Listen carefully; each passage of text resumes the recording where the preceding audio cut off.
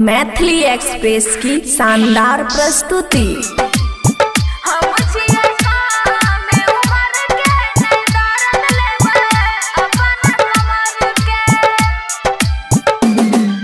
खुशी recording studio बलुआहा।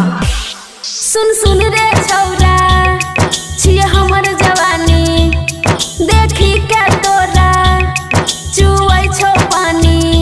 सुन सुन रे छौरा छिए हमर जवानी, देखी के तोरा चुआई छौ पानी। हम छिए कमे उम्र के नै दर्द लेबै अपन कमर के।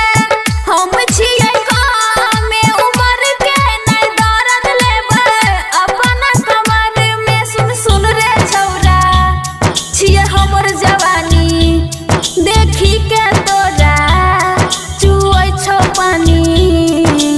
हम छिए कमे उम्र के नै दर्द लेबै अपन कमर के। हम छिए कमे उम्र के नै दर्द लेबै अपन कमर के। DJ Sumit Satish Raima, DJ Sumit Satish Raima, DJ Sumit Satish Raima. Mix by Aman अक्के।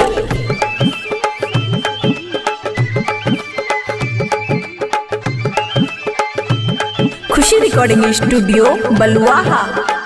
हमर जवानी ने तू कोर गरम रे, देबो ने होठ चिखे नरम नरम रे। हमर जवानी ने तू कोर गरम रे, देबो ने होठ चिखे नरम नरम रे। रे तू हमारा सहट के नै दर्द लेबै अपन कमर में। हम छिए कमे उम्र के नै दर्द लेबै अपन कमर में। DJ Sumit Satish Raima, DJ Sumit Satish Raima, DJ Sumit Satish Raima, DJ Sumit Satish रैमा।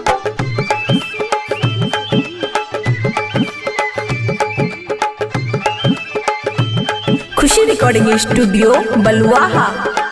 लारन छौरा जेना लार छ जंग रे, जिंदगी बिताइबौ हम तोरे संग रे।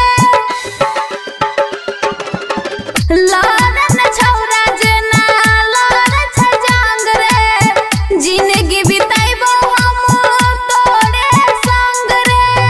देख तू हमारा पलट के नै दर्द लेबै अपन कमर में। हम छिए कमे उम्र के नै दर्द लेबै अपन कमर में। खुशी रिकॉर्डिंग स्टूडियो बलुआहा।